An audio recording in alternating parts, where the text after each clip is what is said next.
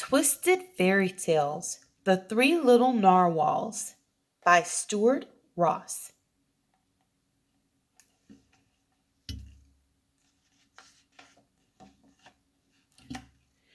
Once on the cold green sea, there sailed a pirate ship belonging to some greedy pirates. The crew was so busy counting their treasure that they didn't notice a great storm coming. Huge waves picked up their ship, spun it around, and smashed it back into the sea. The pirates swam to a rocky island, but their ship sank like a stone. Deep down below the surface of the stormy sea swam three little narwhal siblings. Jumping jellyfish, they cried as the pirate ship came bubbling down beside them. Let's go take a look.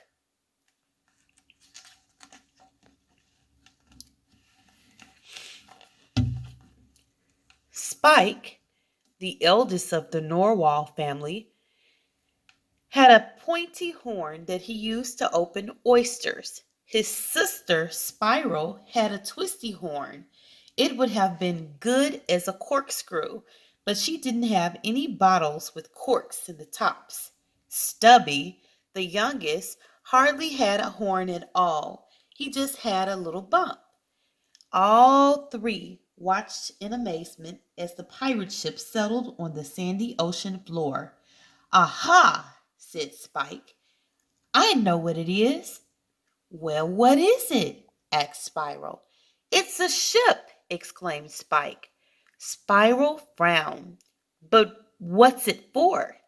Spike wiggled his horn in an important manner and replied, It's for, it's for sort of I know what it's for, interrupted Stubby. It's for making things. Ooh, what sort of things? Said Spiral excitedly. Stubby thought for a moment. Well, anything you want, especially houses. So each little narwhal started to build a house from parts of the pirate ship.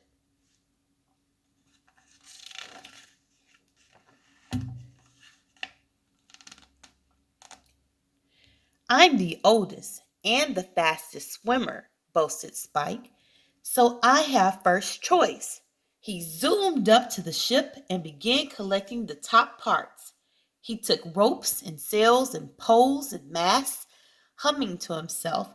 He propped them up on the ocean floor and made sort of a makeshift tent. When the tent was finished, he swam back to admire it. His chest swelled with pride. Though I say it myself, that's some house, he crowed. At that very moment, a family of dolphins came swimming by. Hey guys, called Spike. What do you think of this, huh? Think of what?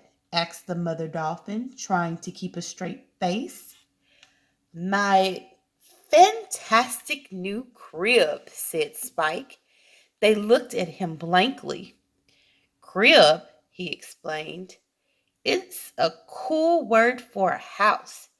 Ah, so that's what it is, replied the mother dolphin. It's beautiful. Her children were not so polite. House, Mama? They giggled. It looks more like a squished jellyfish. Still giggling, the dolphin family swam off to look at the other narwhal houses.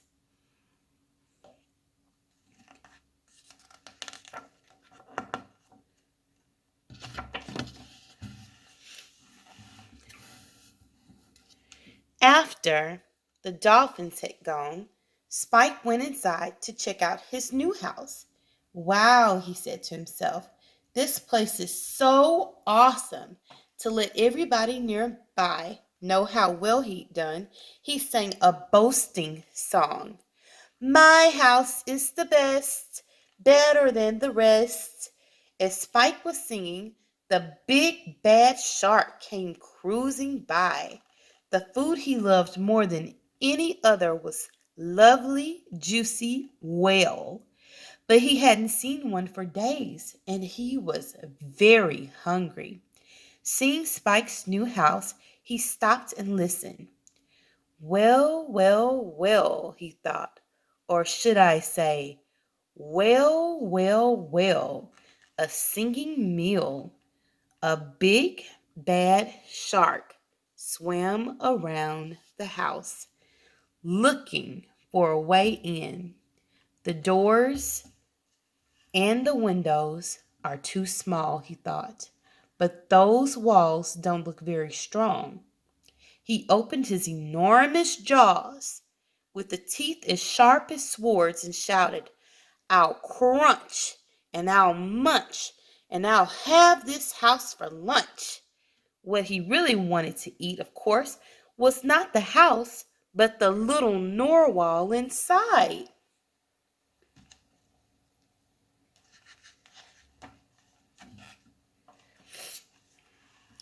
And when Spike heard the big bad shark was planning to have his house for lunch, he wondered whether his home was quite as cool as he thought. Crunch, crunch, munch went the shark's jaws on the sails and the rope. Spike stared at the teeth as sharp as swords and decided his house wasn't cool at all. Time to move, Spiky, he said to himself.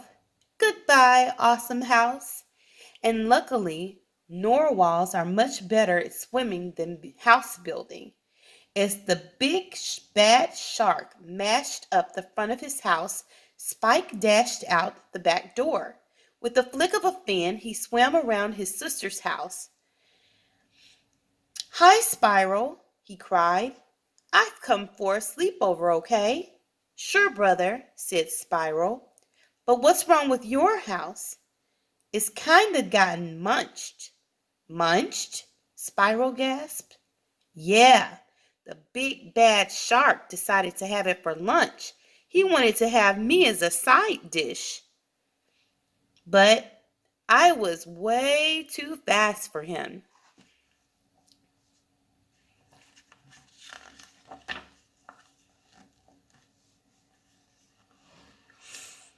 Spiral had built her house with wood from the pirate ship. She had decorated it with coral, seaweed, and shells. As she showed Spike around, she explained how beautiful it was, in case he couldn't tell. Look at the shiny shells, Spiky, she exclaimed. Aren't they so chic? And the seaweed on the roof even glows in the dark, she went on. All my friends will be so jealous. Spike nodded. Yes, it really was an attractive house, but he was a little sad because he no longer had one himself. It looks great, Spiral, he said, and your door's way sturdier than mine was. I sure hope it's shark-proof, cried Spiral. I don't want that big, bad meanie chewing up my beautiful house with us inside it. Nearby, the dolphin family was admiring Spiral's work. It's a lovely house, Mama, said the youngest dolphin, who always told the truth. But won't the shark see it from far away? Maybe, replied her mother. We'll soon find out.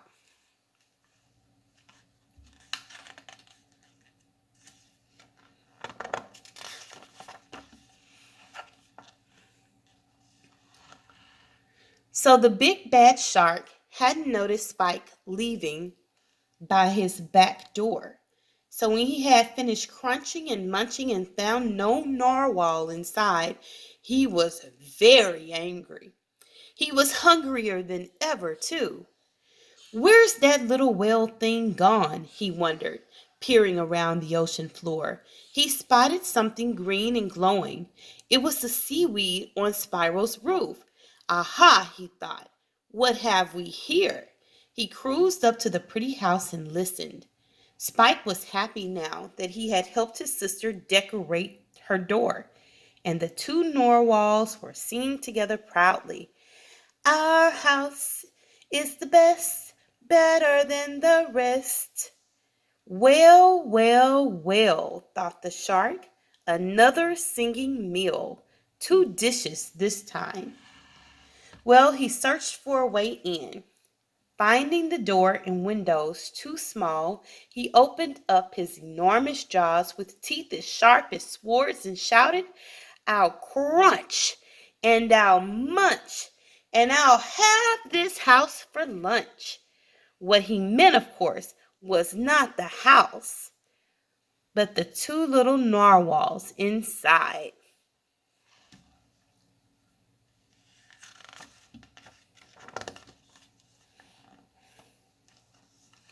Oh my! Exclaimed Spiral when she heard the shark outside. What's that? I know what it is, wailed Spike. It's the big back shark with teeth as sharp as swords, and it's his munch time. As Spike spoke, the shark started to eat his way into the house. Snap went the enormous jaws. Chomp, chomp, snap. He bit through the wooden walls, he chewed up the shark proof door, and he chomped away the roof decorated with the green seaweed. My beautiful house, wailed Spiral. Forget about your house, cried Spike. It's your tail you need to save. Let's go. And with a flick of a fin, the little narwhals zipped out through the back door and swam around to Stubby's house. Hi, Stubby, Spiral said, panting. We've come over for a sleepover, okay? Of course, he smiled shyly. But what's wrong with your houses? Spike and Spiral looked embarrassed. We sort of ran into a munching shark, explained Spike. He wanted to eat us, continued Spiral, but we were way too speedy for him.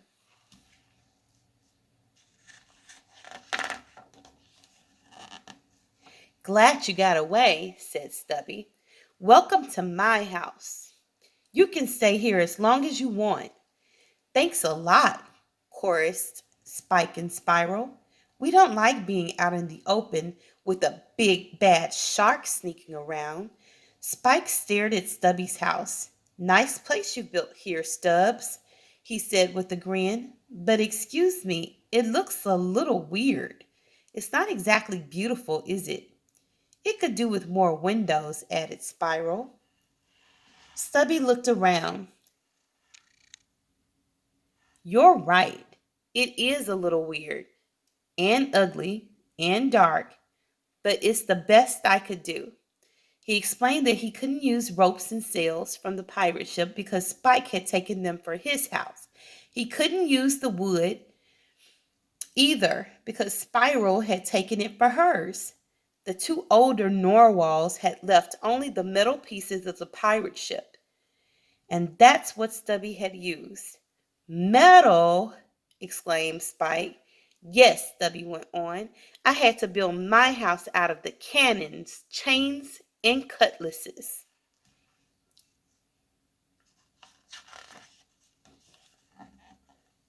Cannons, chains, and cutlasses, exclaimed Spike. No wonder your house looks weird. Stubbs, looks aren't everything, he replied quietly. You're right, said Spiral kindly, and it looks strong enough to keep out munching, crunching sharks. When he looked around, Spike agreed, and soon three little narwhals were singing together loudly in Stubby's weird but wonderful house. The house may not be sparkly, sang Spiral. It may not be great for parties, continued Spike, but we'll stay here in the dark, see, sang Stubby, while we're hiding from the sharky. They all chorused together. Not far away, the dolphin family was also looking at Stubby's house, and like Spike, they thought it was really odd. In fact, the youngest dolphin, it's the craziest house I've ever seen, he said. Maybe, said her mother, but looks aren't everything. She glanced around anxiously. Even so, I wish they wouldn't sing. I'm afraid the big bad you know who will hear them.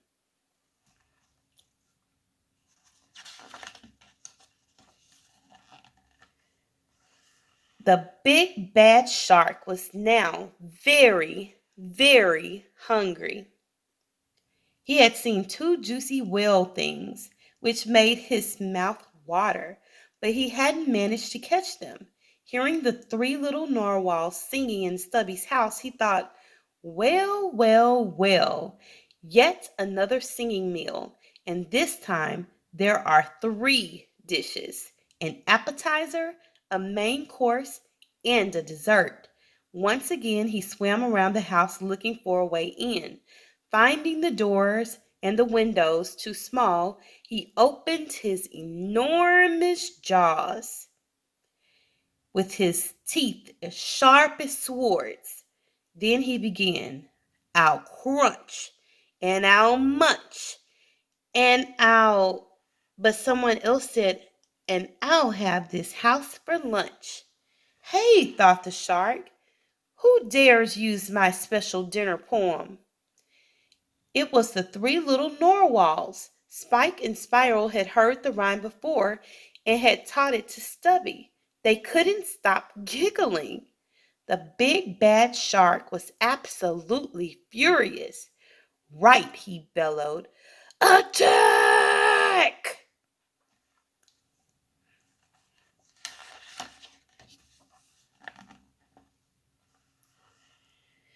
Hearing a swishing noise, Spiral glanced out the window and stopped giggling. Oh no, she wailed. He's seen us. Spike and Stubby joined their sister and looked outside. The big bad shark was heading straight toward them like a torpedo. His jaws were open, his eyes gleamed with anger, and now his teeth looked more like spears than swords. Spike suddenly remembered something. It's all right, everyone. Don't panic, he called. This house is made of cannons, remember? Stubbs, get them ready. The shark was so close they could see pieces of seaweed stuck in his teeth. That won't work, wailed Stubby. We have to strike a match to fire the cannons, and matches won't light underwater. Look out! And as Stubby finished speaking, the shark reached the house and closed his jaws with a tremendous snap. The youngest dolphin watched from a safe distance and covered her eyes with her fins. I can't watch, she cried. It's too terrible. Poor little narwhals.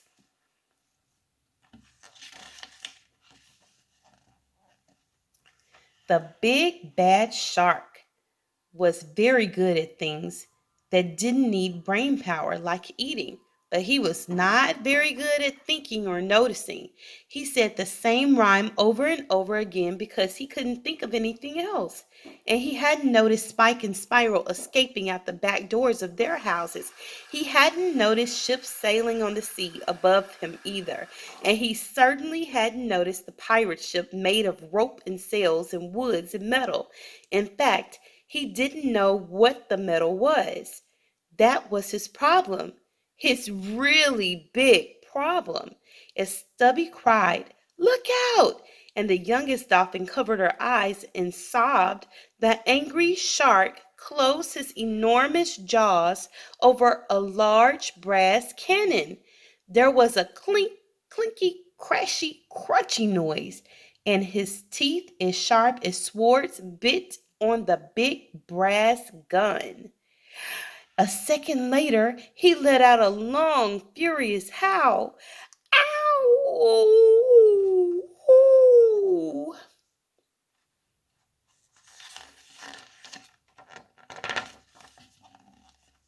At first, no one spoke. Eventually, Stubby put his head out of the window and said, with a smile, Mr. Shark, I believe cannons are made for shooting, not eating. And the big bad shark glared at him but said nothing. Spike popped up beside Stubby and added with a grin, He's right, you know, Sharky. You can't crunch cannons. Still, the big bad shark said nothing. And even if you did manage, said Spiral, trying not to giggle, they would give you a terrible tummy ache.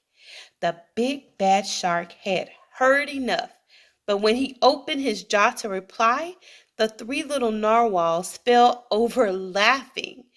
His jaw was empty. When he'd bitten the big brass cannon, he knocked out all his teeth. There they were, scattered across the ocean floor. He champed his pink gums together in a fury. Baywort, he commanded. He meant to say, be quiet, but speaking without teeth makes the words sound different. Even the dolphins started laughing. Be quiet, be quiet. With everyone watching, the shark picked up his teeth from the sandy bottom and swam away. As he left, he said, I'm going behind up to which meant I'm going to find a dentist to put them back. Yeah, come back. Then I'll come back, he warned. And we'll grow up and eat you all up. Whether or not he found a dentist, we'll never know because no one ever saw him again. The dolphin family swam over to tell three little narwhals how brave they were. Could they do anything to help? They asked. Yes, please, replied Stubby. My house is too small for all three of us. We need to make it bigger. Can we help?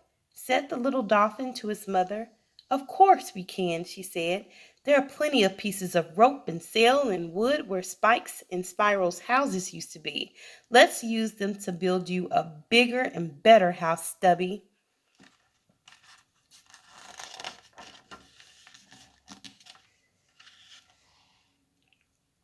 The narwhals and dolphins built a fine new home. When it was finished, they wrote Narwhal Mansion on a board beside the front door. They wrote Sharks Keep Out. The story of how the three little narwhals defeated the big bad shark spread throughout the ocean. Fish of every kind came to meet the three heroes and see their famous mansion. Well, not fish of every kind. They never once got a visit from the shark. The end.